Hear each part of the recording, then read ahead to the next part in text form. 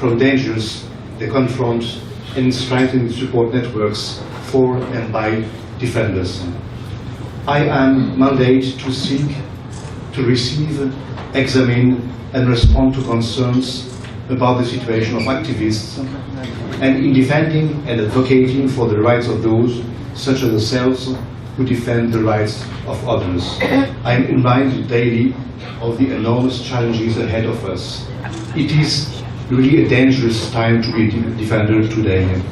This is true in all the regions of the world, and Asia is not an exception. When I look into the database of communications received by my mandate, I can certainly say that if you are a rights defender in this region today, you are likely to be threatened, intimidated, or investigated, prevented from traveling, harassed, or criminalized. While some worrying trends are specific to particular countries, many of the obstacles are common to Asia as a whole. Your public freedoms, including the rights to freedom of expression, association, or assembly, are frequently denied. By merely exercising them, you may find yourself charged with defaming the authorities and put on trial in military courts. You may be placed in administrative detention and held incommunicado for weeks before being formally arrested.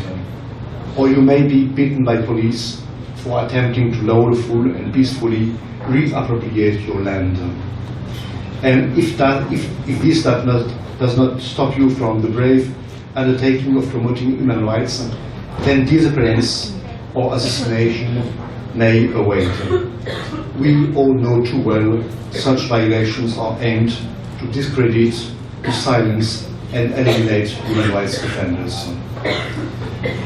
Within this long list of challenges, some activists are even in greater risk in the region.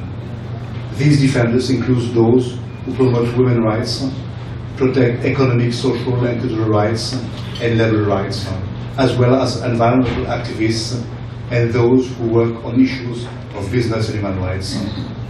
Defenders promoting the rights of minorities and indigenous people are also frequently at higher risk. The current landscape of human rights activism is grim, but it's not hopeless. Acting alone, defenders can be targeted and silenced with more ease. As members of a community of activists, we are able to access psychological, financial, and emotional support.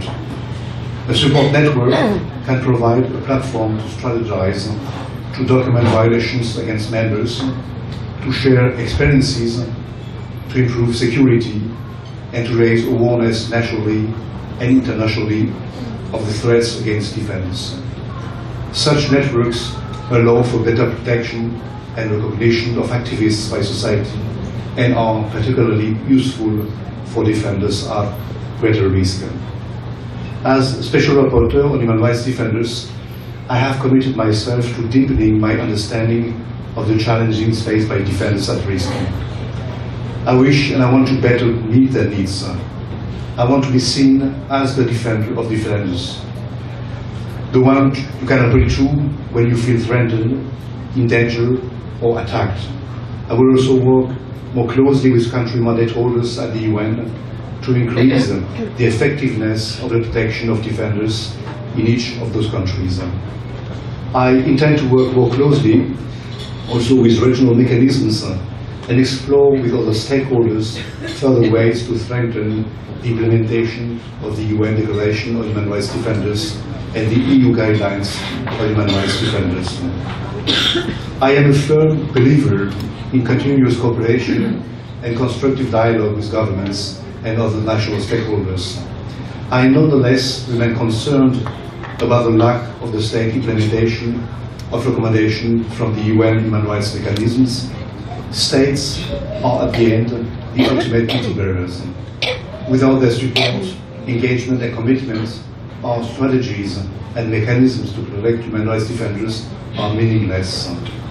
I will therefore intensify efforts to convince governments to follow good examples and practice by others in developing specific legislative and regulatory measures, I also intend to follow up on particular cases that have been raised by governments, as well as to conduct follow-up visits to countries which have been previously visited by my two predecessors. This is, to me, a necessary step in combating impunity and bringing to justice those responsible for violations. Much too often, serious violations against human rights defenders are committed with impunity. Free and safe cooperation with civil society is absolutely crucial for the UN to function effectively and for me to be able to achieve my goals as Special Rapporteur. Without such cooperation, the international community's efforts and that of the UN will lose legitimacy and effectiveness. Yet, I continue to receive reports of human rights defenders who, precisely because they provided information or worked with the UN mechanisms, have faced smear campaigns, travel bans, harassment, intimidation, direct threats, or physical attacks. Examples can be found of each of these violations in the last 12 months period alone. We therefore need urgently to put an end to all form of such intimidation and reprisals. Although my mandate is international, I am highly aware of the importance of examining the situation of defenders at regional level. I have therefore launched a series of regional consultations with human rights defenders working in Europe, Central Asia, Middle East and North Africa, Latin America, Asia and Africa. I was in Tunis last month with defenders from Bahrain, from Egypt, from Syria, from Libya, from Lebanon and other countries. Just after I was in Georgia and Tbilisi, where I had invited defenders from Ukraine, from Belarus, from Uzbekistan, Tajikistan, Armenia and other countries. In January, I'll be in Guatemala with defenders of the Americas, and later on in Abidjan and Kampala for Africa.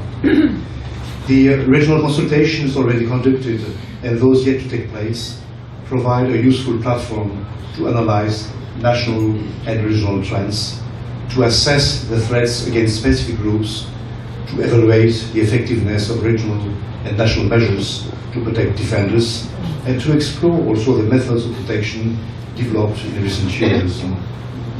More importantly, my regional consultations have underlined the essential role of protection platforms and support networks for the work and lives of human rights activists.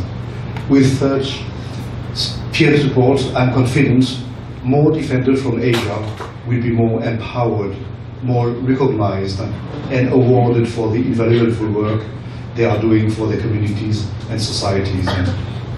I'm excited to take part of this regional forum and to learn more from the speakers and participants about ways and means to build and strengthen such support networks. I would also like to hear from you about how my mandate can contribute better to your courageous work, and I'm here to listen, to share, and to learn from you. And to conclude, I would like again to express my deep appreciation to Forum Asia and to the local organizers for providing us with this excellent opportunity to be part of what I will certainly be a vital and fruitful discussion. Thank you very much.